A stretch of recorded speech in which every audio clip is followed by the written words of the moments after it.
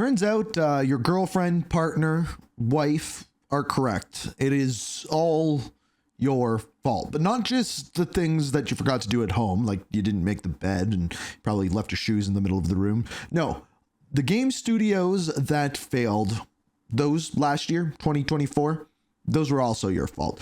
At least that is what I think this video is about from Legendary Drops. So this is someone that we've been watching a lot lately. I think as far as like just speaking, I don't know whether it's off the cuff or written. He nails his videos. I think he does an incredibly good job. That's why we keep watching him.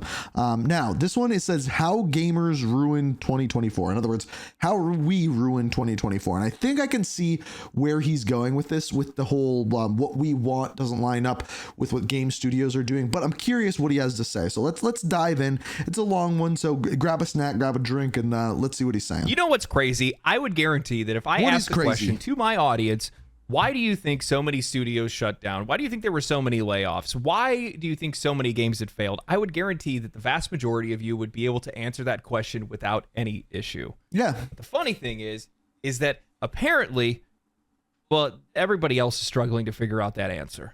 What do you mean? 2024 was apparently the worst year in gaming. I know those incredible games that you played, those insane sales that we saw some of these games reach, those awesome indie hits that you play. Don't pay attention to any of that. None of that actually matters. What really matters is the layoffs and the mean things that people are saying on Twitter. Oh, of course. Yeah, of course that's what matters. We have journalists that are out there that are struggling. They are coping. They are grasping at straws, trying to figure out what happens in the industry, while at the exact same time, they are painting the audience as extremists because they didn't play the games or they criticize the games in a way that they didn't appreciate. You know, I bet you, I'm willing to bet Dragon Age is going to be a huge part of this, because reviews versus the players' sentiment on Dragon Age were so different. The biggest threats that we have across the entire industry, this is probably the same for other industries as well, but it's especially true for video games, is that we have a lot of people that are out there that want to purposefully misinterpret what player criticisms or customer criticisms are for their own virtue or agenda. Yeah. And it is having a massive impact on this industry. How many times have you guys seen somebody say something along the lines of, this is exactly what they said? And they'll put quotations around something, but they're implying what somebody said, not actually directly quoting them. This disingenuous nature of conversation, debating, and arguing just doesn't work, and it's falling flat with audiences, and it's ruining the products that we're trying to buy. That's the reason why a lot of players are pushing back on it. You know, I'm not going to pretend like this doesn't happen on both ends. Of course you're seeing that from the players. Of course you're going to see some of that stuff from the audience, but the pushback, I think, is coming from two different areas, though. There's, as he's saying, the agendas, like the political agendas, if you will, of critics, of Twitter, of wherever. And then there's like what people like legitimately don't want. And like, I think to keep it simple, people don't want boring games. So like, what do we... The critical difference here is that the players are a diverse group. Diversity in opinions and perspectives and life and money and all kinds of different things, and they're going to have varying degrees of what their opinions are going to look like. And the difference between these two things is that the other side of that is an industry that seems like it is monolithically standing in opposition to its audience.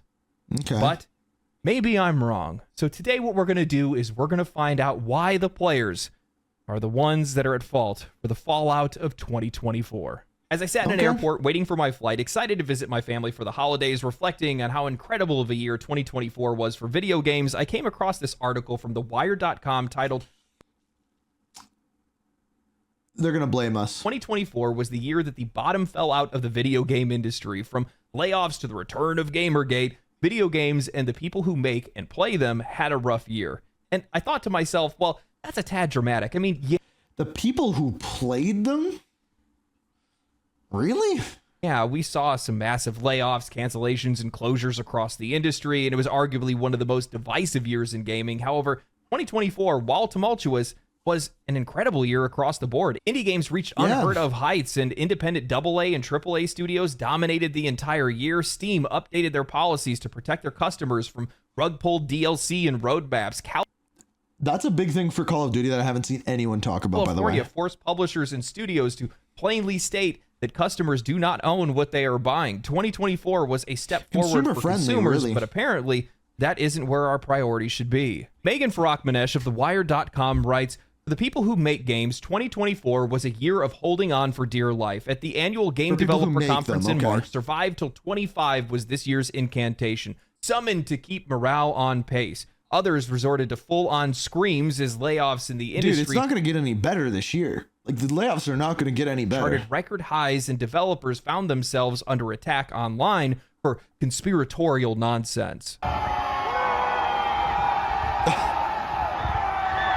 In 2023, more than 10,000 developers lost their jobs. 1/3 of game makers surveyed at the beginning of the year reported they had been affected by layoffs in some way. 2024? While there were some wins for labor organizers at big studios like Activision Blizzard and collective action around fighting for protection from the encroachment of AI on employment, the industry's collective brain drain continued in 2024 as workers lost jobs en masse. 6 months in, this year's layoff tally had already surpassed that of 2023. According to Matthew Ball, an advisor and producer for the games and television space, 2024's job loss count will wind up being about 40% higher than the previous years.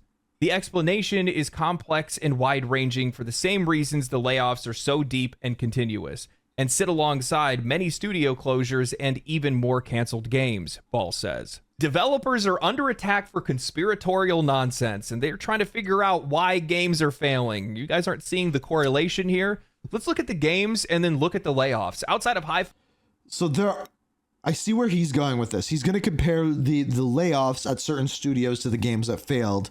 There certainly are some huge ones that I'm willing he's going to leave out of this, like the ones at Activision Blizzard and the studios that develop Call of Duty.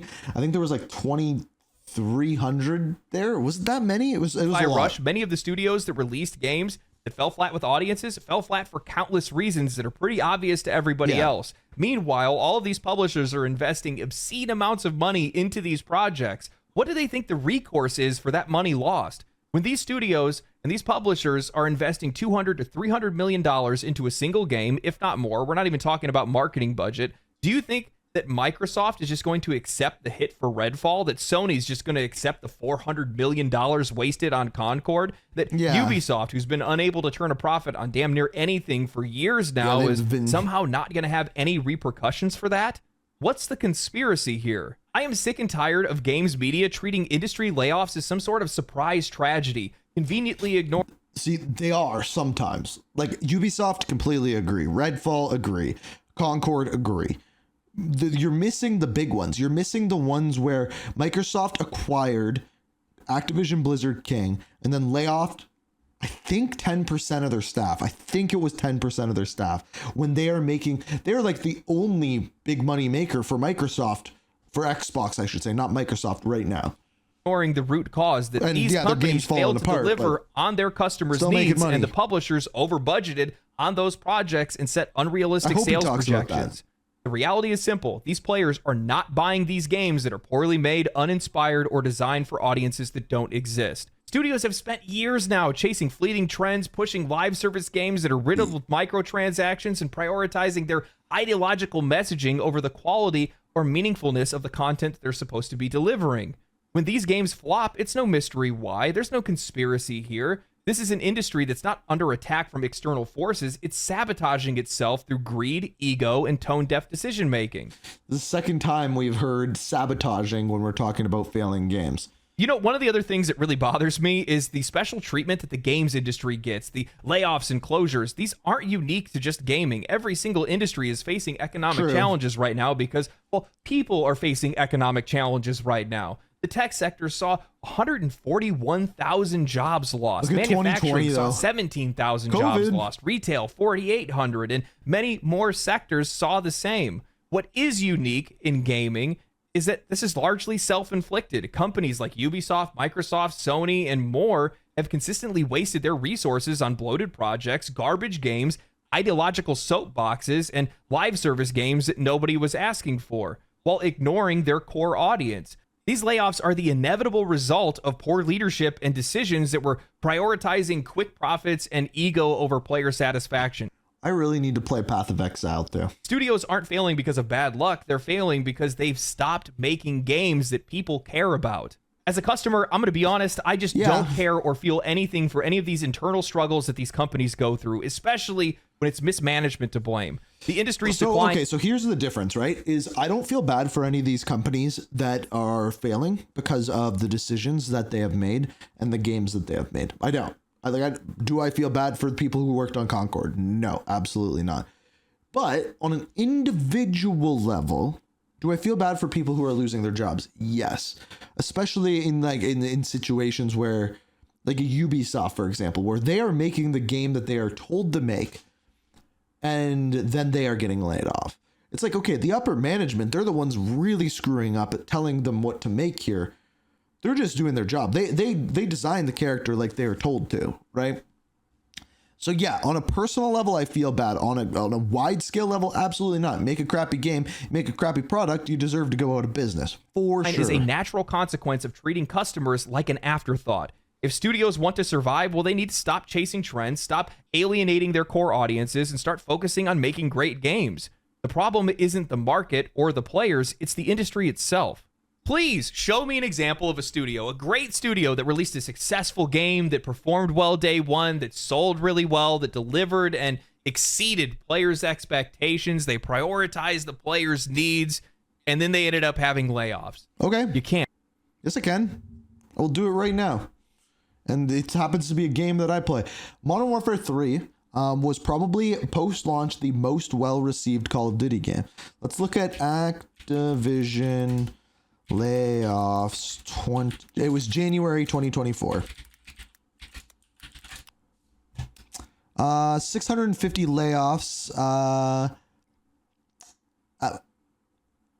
3% of its workforce. The company, yeah. So you may say that they failed in their launch, but the revenue for 2024 from Activision Blizzard was above $10 billion. Revenue, not profit. And because it doesn't exist, because successful games make successful studios, which keeps people in business. Why are we conveniently ignoring the fact that the studios that failed this year and even last year, well, I guess this year's 2025, 2024 and 2023 were because those games didn't sell. They made games that players didn't buy, and thus they went out of business, because that's just how the 2024 was also the most profitable year for Activision Blizzard as well. Even though, like, I don't think like Modern Warfare 3 was the best game or anything like that. That top year monetary at the very least, I do feel for some of the developers that lost their job, because they're not the ones that are making the decisions that led to these studios having layoffs or closures. Because it's not your audio engineer, it's not your level designer, it's not your animators or programmers, it's the leadership at these companies. But I will say this, as an employee at these studios, if you guys are out there and you're making video games today, you need to be paying attention to your leadership, and you have to recognize where that ship is going. If you're working for someone that you know is not doing a very good job of putting a video game together, you need to get out of there way before those layoffs. I'm also wondering whether or not they do expect that. Like, again, Call of Duty is a little bit different because they kind of just release a money machine every single year. So that one's like a little bit different. But like when Concord, I don't think they did for Concord. Maybe that's a bad example. When Suicide Squad was coming out, did they, like, the people working there, were they like, oh man, people are not gonna like this, or are they just blind because they're working on it and they're like, everyone's gonna love this, and then it drops and they're like, what happened? Like, I don't know. Come out. There is no way that there aren't people that were at, Suicide Squad Kills the Justice League and That's saying, the one I said, oh man, we got a game of the year situation right here. No, there's no way you thought that. You got to recognize and know what the consequences of a game like that are going to look like for a studio. It's not going to be good. When I read articles like this, what really upsets me is how they perpetuate this idea of entitlement, that regardless of the outcomes, that people should keep their jobs. It's not their fault. No. It is. It's a collective thing, right? We're working as a team together to make this game. That's what I mean. Like, those layoffs, I make sense. Like, they should happen. You make a bad game, your studio can't afford you after you make a bad game. Okay, that makes sense. If Ford starts making really bad vehicles, they're going to need to lay people off. It's the way that it works. Put it out there, and, well, if it doesn't sell, you lose your job, because that's just how it goes, especially with how much money's out there. And the issue is that when you start taking away, accountability, Well, then they start looking around and saying, well, if it's not the leadership and it's not the industry, well, who would it be? The players. The writer continues with, as the industry faltered, games suffered. This is insanity. High-profile releases like Suicide Squad Kills the Justice League were commercial failures. While there were many reasons for this, online right-wing groups reduce it to a single mantra: go woke, go broke. By their logic, if a game does poorly and has even a whiff of diversity, be it regarding gender or sexuality. This is also partially true, right? Like there were games that were like, okay, they weren't really that woke, but we'll call them that. Or race. That disappointing performance is the fault of diversity, equity, and inclusion, DEI. Although there have been incredible games. Like, I don't know because I didn't play it, but I don't think, like, was Suicide Squad, was it like really that like DEI? Like maybe I'm wrong. Like, was it? Released this year, Balatro, Final Fantasy VII Rebirth, Metaphor Refantasio, Astrobot, Black Myth Wukong, they couldn't distract from the troubles faced by the people making them.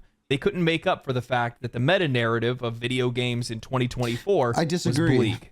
Paul says that the blame for this can't all be pinned to a single thing, like capitalism, mismanagement, COVID-19, or even interest rates. It involves development costs, how studios are staffed, consumer spending habits, and game pricing. The storm is so brutal, he says, because it's all of these things at once, and none have been really alleviated since the layoffs began. For indie developers specifically, the threat to their existence has been substantial. Dozens of small studios shuttered in 2024, though it's been difficult to get a full picture on how many indie studios the industry has lost, as they're more likely to shut down quietly without much fanfare or before many players even know they exist. With dwindling opportunities to get funding from investors and little cash to go around, developers sought alternative methods to get funding for their games in the past year. Some took bankrolling into their own hands. Among Us creator Innersloth launched an initiative to give fellow developers backing to finish projects. Others, like Tales of Kanzera Zhao developer Surgeon Studios, made their plans public in early development in hopes of attracting investments, all while fending off racist attacks from the anti-DEI crowd, making the challenges they're facing twofold. Even studios owned by tech juggernauts weren't immune to the industry's contractions. Microsoft shuttered Arcane Austin and Tango Gameworks. Sony shut down Firewalk. The latter shuttering wasn't wholly surprising. Its big 2024 release Concord was largely considered a flop, but having a hit didn't give any studios a safety net. Near universal acclaim for Tango's Hi-Fi Rush didn't stop Microsoft's axe. It did, though, however, give Tango just enough juice to be revived by a new buyer. I wonder the thought process on that one. Like, I really do. In other words, it's been a dismal year for morale. When developers gathered in Los Angeles for June's Summer Games Fest, developer New Blood Interactive bought out a billboard solely to memorialize their fellow developers who'd lost their jobs. We love you, we miss you, we hate money. It's just so performative and disingenuous, and it hurts to read. That line about Black Myth, Balatro, and Astrobot, and how the success of those games couldn't distract from the trouble of the people that were making them. Those employees don't have any trouble. That's stupid. That's stupid. We can't celebrate people doing well because some did poor. They're kicking it right now. They're working on the game that they already made, or they're working on the next game that they're going to make. Having a hit doesn't provide a safety net. Hi-Fi Rush was a game that had critical success, and I'm sorry, but writers, journalists, and reviewers, you don't matter if the game doesn't sell well. It was a niche game. It was great. I had a lot of fun playing it, but it released on Xbox and PC Game Pass, a game that was largely played for free under a subscription, and the only game that people liked that actually came from a studio that suffered a closure or layoff. We hate money? Yeah, it's obvious that they hate money. We've learned that by now. It's why they can't keep their employees or stay in business. They're making things for the sake of making them rather than making them for an audience, and that's fine. Let's replace a video game with another type of art. Like, let's do like paintings or drawings or whatever, right? These type of people who say like we hate money in that situation are like, they're like, we just want to make our thing, man. We just want to paint. It's like, okay, well, you can paint, but if you're not going to make money off of it, you can't make it your job. Fine, by the way, but there are consequences for that. And tell me, what is the purpose of sliding in these snide remarks about... Also, I just want to be clear. I was looking up while he was talking there. I was looking up the layoffs at Activision and Blizzard. From what I'm reading here, the layoffs were due to mass hiring during COVID. Yes. The struggles of Overwatch 2. Yes. And Diablo 4 not finding its footing. Yes. But a big majority of the people laid off were from Call of Duty studios like Sledgehammer Games, which was making one of their most successful years monetarily because of that game. DEI, like player reception, isn't a part of this issue. This article's treatment of diversity and player criticism is a textbook example of bad faith argumentation. It dismisses legitimate concerns about poor writing, inauthentic representation, and shallow characters by highlighting some of the most extreme comments from a fringe minority, branding them as right-wing groups if they have any sort of criticism, chanting "Go woke, go broke." This straw man tactic is a deliberate attempt to devalue the opinions of players who want better writing and characters that actually feel authentic. When they continue to focus on these inflammatory remarks, the industry avoids engaging with the real issue. Players are tired of being sold half-baked stories and poorly executed characters that are dressed up in the guise of progressive messaging. Sure, there are some weirdos that are on the internet, but there are also thoughtful conversations about these issues as well. These criticisms the players are raising aren't about rejecting diversity, it's about rejecting bad diversity, forced, one-dimensional, inauthentic characters and stories that are meant to meet their personal worldview rather than actually serve the narrative. Players want nuanced, well-developed characters like we've seen in so many successful games. Take a look around. There are plenty of games with plenty of diversity in some of the most successful games of 2024. These writers are living in their own universe at this point. They were spewing nonsense about how Black Myth Wukong wasn't including women when in fact the game was filled with female leads in the story. Space Marine 2 had a black amputee in Brother Chiron steal the show in the final leg of the campaign in some of the most badass moments of the whole damn game. Final Fantasy VII Rebirth's Barrett was one of the best voice performances all year, and that game tackled deep issues with parenting, adoption, and PTSD. Metaphor ReFantasio's entire premise is around racism, prejudice, and more. What's even more glaring is that this article completely disregards the massive successes that we saw in indie games in 2024, which contradicts all of their doom and gloom. Titles like Pal World, Enshrouded, Plucky Squire, Animal Well, Pacific Drive, Crow Country, Mouthwashing, and Manalords not only Pacific Drive is fire. You should go check that one out. But they captivated audiences. They found their own audience with their originality, their authenticity, and their focus on gameplay over scope. By ignoring these successes, player concerns, and why some of these studios actually shut down, this writer is doing nothing but painting an incomplete and ultimately a biased picture. They are so tied up in the virtue of their actions that they never take the time to think about the actions themselves. It's all about optics. It's all performative. It's nothing more. We have an entire industry that is so terrified, so absolutely terrified to just say that some people are bad at their fucking job. It's as simple as that. The characters suck. The writing sucks. I think so much of it just comes down to management, though. I think that's like premise sucks. The gameplay sucks. The writing is contrived and formulaic. We've seen it 1,000 times. When I played Dragon Age the Veilguard, it felt like I was watching a Netflix television show. Oh, bad I'm going to rant now. No. I watched not even like a Lifetime movie. Not even Netflix. The Chilling Adventures of Sabrina. I used to love Sabrina the Teenage Witch when I was a kid. Judge me, I don't really care. But in the show, they had this character that was a female to male trans, and they wanted to join the basketball team. They sucked. They were terrible. They couldn't hit a shot. They got ran out by all the guys. And they were only good when someone cast a spell on them. They pushed down one of the players on the team down a flight of stairs and almost killed the guy. What? It's supposed to be a wholesome story. A wholesome coming out story. That player that fell down the stairs, couldn't remember anything, comes up to them on crutches and apologizes. What? What's the moral of the story? I have no idea why we're talking about Sabrina the Teenage Witch right now, but okay. What are you even doing at this point? While that's TV and this is video games, it's the same trash, garbage level writing and character writing that players are trying. It's okay. This was on Steph and I talked about recently. When you're watching a show and someone cheats on someone and then they end up getting back together and living happily ever after. Why? To push back on.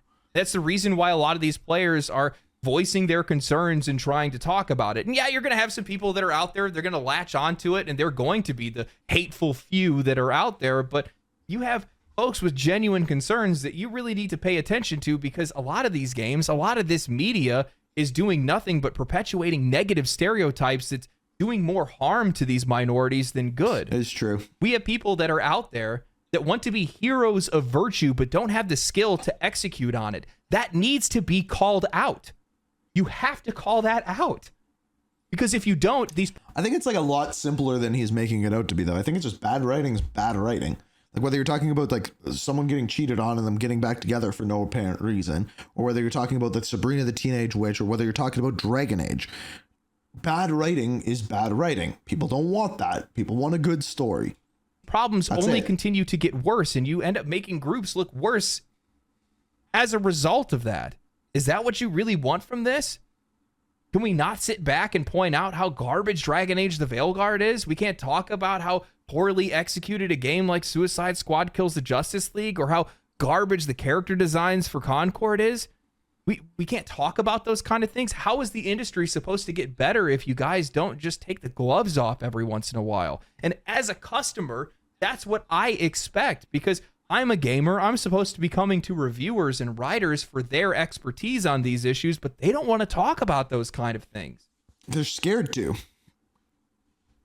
I want to talk. We all want to talk about the quality of these games, but we're just not allowed to because the industry just isn't interested in it. The writer concludes with, this year may have been the 10th anniversary of Gamergate, the 2014 online hate movement that shaped the internet harassment tactics apparent today, but online conversations felt like a trip back in time. Conservative ideologues bemoaned the inclusion of characters who did not fit the cookie-cutter image of a white, cis, hetero man. They complained that DEI was being forced upon them. It wasn't. In March, harassment towards a small consultancy agency called Sweet Baby Incorporated reached new heights as bad actors organized through Discord, Steam forums, and other online spaces, really? branding themselves as Gamergate 2.0. Online mobs harassed developers using tweets, DMs, YouTube videos, and Twitch streams. They They're harassing with this is never cool, just to be clear. It never is, but there's a reason for this. Targeted anyone with any connection to Sweet Baby and other consultancies, a fairly wide net, as consultants are often brought on to advise on accuracy, sensitivity, and more. Their mission was fighting against wokeification. The realities of the economic issues impacting the games they love had no place in their tactics. The specter of diversity had... So essentially, I never talked about this, but essentially this is a company that was created to go into these... I make a movie, all right? And I don't want people to be like, oh, well, that wasn't right. You can't say that. So I hire this company to come in and be like, okay, well, that was the wrong word. That was okay. They're trying to have your back. But the problem is when those people start writing the games, that's all that they have. They're not a good story writer. They are there for wokeification, if you will. And they actually use that in the thing. And that you can't write a good story about that. More pull than analysts and experts. Games with black leads and characters were derided as forced. Female characters deemed unattractive or masculine were suffering from the DEI chin. Dragon Age the Veilguard was criticized by far-right trolls for its customization options, which allowed players to create characters with top surgery scars and play with a non-binary companion. After reviews were released, conspiracists latched on to cliché phrases and other language as proof that BioWare was instructing reviewers how to talk about their game. I am just so sick of seeing people rewrite history regarding Gamergate 2014.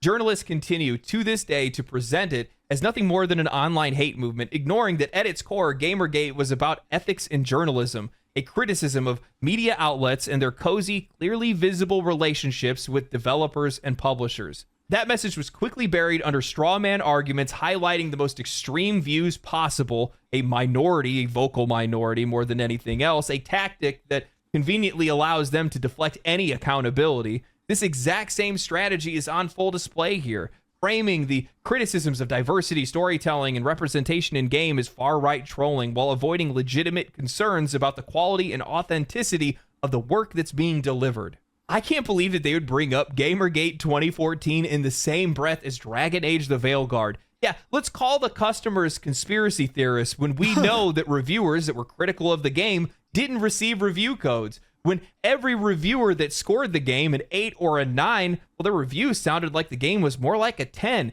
Each one of them saying a return to form for BioWare, while the product that was delivered to the customers didn't meet the It was not a return to form at all. If you've played a good BioWare game, you know how good they can tell story. expectations that were set by those reviews. While I don't think that BioWare told reviewers what to say, they definitely controlled who got it first, and the people who got it first were those who are desperate to make sure that one of these games win, and they will do anything and say anything to make that happen. I will never forget Jason Schreier going on Twitter to gloat about Dragon Age the Veilguard, saying, "Go woke, go top the..." I hope he shows the next tweet. Charts, only to say in the comments that he doesn't even like the game. He just likes seeing the chuds get dunked on. Of course, he would later then remove this entire post when it was revealed that the game wasn't a success. Look, I'm not going to pretend like the trolling or extremist positions don't exist. I know it's real. I see it all the time. I see it every single day. Trolling's fun. Trolling's fine. But like when you're trying to like push forward something that just isn't true. In the comment sections of videos and live streams, I see weirdos on social media that are sharing images of what underwear Eve from Stellar Blade would wear versus the character from Naughty Dog's Intergalactic. I see how hard people will sometimes reach on Twitter to find issues with something that just aren't there, just to try to keep the hate train moving. But at the end of the day, the only reason why those groups find any traction is because there are real issues in the industry today that add fuel to that fire, and ignoring them or yeah, like I don't, that's why I haven't, like when I made that video on the new Naughty Dog game, I'm like I get why people are worried about it, but I like Naughty Dog games. So like odds are I'm gonna like this game, and if I don't, I will say that then. And if they put out a big stinker, they put out a big stinker, but man, they know how to do story. If there's a studio that knows how to do story, it's them. And they have had some woke stuff. Like if you've seen the Last of Us TV show, definitely some woke stuff in there, if you want to call it that. But the story is really good. The best episode of the Last of Us TV show was the one with Nick Offerman, which was all about a gay relationship. A really good episode, though, because they know how to tell story. Pretending like the house isn't burning down around you isn't going to help these studios and keep them from closing or keep these games from failing or help people keep their jobs. Take a step back and look at the bigger picture. Why did some of these games fail? Why were people criticizing Sweet Baby Incorporated? Why were these games so fundamentally flawed? You know, my first thought when I saw the whole Sweet Baby Incorporated drama come up was not about the consultancy agency itself. It was about why companies developing narrative-driven games would even need to outsource parts of their story to an external agency in the first place. Thank you. That's the real issue. Let's do a root cause analysis here. We have studios right now that are burning through hundreds of millions of dollars on bloated, overscope projects. Those same studios are overstaffed, leading to layers upon layers of management that are trying to oversee these massive teams. The more management you introduce, the more diluted the vision of the company and the game becomes, and the harder it is to be able to make clear, decisive calls. It's a classic case of too many cooks in the kitchen. With deadlines looming and budgets spiraling out of control, studios find themselves scrambling to complete unfinished parts of their game. To meet those deadlines, they then bring in external agencies to share the workload. The result, a game that barely has any cohesive identity because it's been put through so many hands. It has no unifying vision to be able... That's the biggest problem with, since Modern Warfare 2019 came out, I think that was the last game where one studio could just sit there and work on a story. And like since then, it's been like... Add in an outside consultant too many cooks in the kitchen, unfamiliar with the heart of the project, and it's like playing a game of telephone. Every step introduces more miscommunication and disconnection, all driven by overscoping, mismanagement, and unchecked egos at the top. Of course, these games were destined to fail, but we aren't talking about that, and these writers aren't interested in looking into it. The truth is, none of this is going to stop, and it's not going to stop until a lot of these companies start going out of business, and basically, that's it. Because at the end of the day, it goes back to what I was saying before, that you have people that are out there that are so caught up in the virtue of their actions that are not actually thinking about their actions. They will say a lot of things, but they won't think about what they're saying. Like, as an example, you're going to have a lot of folks that are out there that'll say, I want diversity in video games. Full stop. That's it. Because isn't that just the most virtuous thing to say? I say I want diversity in games because I want a diversity in perspectives. I want shared experiences. I want something that Stories is maybe told going from to different change the way perspectives. that I view the world, Exactly. or maybe help me empathize with people that I've never understood before, because I've had games that have done that for me in the past. I think one of the best examples of this is Warframe, actually. They have this entire quest line that is about an autistic character, and I never understood the perspective of somebody that was autistic until I played that game and played that mission, and then now I understand far better than I ever have before, more than I've ever seen on a television show or read in an article or anything like that. And it's important to keep grounded. There's a fundamental difference there in the authenticity and what you actually want. You know, going into 2025, I decided that I wanted to deliver better content to my viewers, because that's what my viewers deserve. They're the ones that support me, and without them, I'm nothing. And when I read an article like this, I realize that that's just not what this industry is interested in. Ooh. They have this weird relationship between the two of them where they keep, you know, the media covers the industry, but now I'm realizing it's more like they cover for the industry, not actually covering what's going on in the industry. They care a lot more about each other than the people that actually keep them in business in the first place. And that's their fundamental flaw. You have to respect where the money comes from, because without us, you're nothing. And nothing's really going to change. And a lot of these companies are just going to go out of business, and out of their ashes, well, new titans will rise. You know, alternative media, YouTube, Twitch streaming. You have people that are on X that are posting some stuff as well, or Twitter, sorry, but I don't really care what people call it, to be honest with you. But, you know, journalists are going to be the ones that are going out of style. You have indie developers that are starting to take rise, AA and AAA games that have been taking over the industry over the last couple of years. I think part of that is how much it costs to make those AAA games now. I think that's a big part of it, right? Like, so much money goes into those AAA games, and then you do something like make them super woke, or make something that some people don't like. That money is just down the toilet, and it's not just $1 million. It's hundreds of millions. Look, some of the best games that we've been delivered have not come from the biggest companies that are out there. And what do you think is going to be the end result of that? They're going to go out of business, and the new guys are going to take over. And to be honest with you, I'm looking forward to that, because the new guys make some pretty damn good games. You know, you have to have a balance between doing something that you want and making sure that you're also doing something for the people that are actually keeping you in check, the people that are actually paying you in the first place. And that's where this industry is starting to veer off course. And that's why I did this channel to be my more like honest, quick takes on video games. And then the main channel is kind of like highly edited, the kind of videos you guys have always asked me to make on Ink Slasher is what I'm doing. And then these are just like my fun hot takes, playing video games.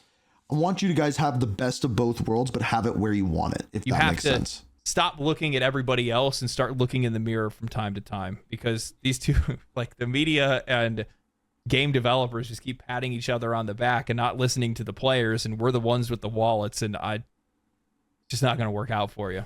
I don't know what else to say. Anyway, I hope you guys enjoyed this video. I have a head cold, so I have a really hard time hearing myself right now, which has made it really hard for me to like script read as well as do this stuff. So hopefully I didn't sound weird or anything like that. You didn't. And I still need to know whether or not he scripts his videos or he's just talking, because if he's just talking, like it looks like in this, like right here, he has a script, but I don't know if he does. And I need to know, because if he doesn't have a script, he might be one of the best off-the-cuff talkers for a monologue on YouTube. But I don't know. I need to know. I need to know. I want to know. If anyone knows, comments, please.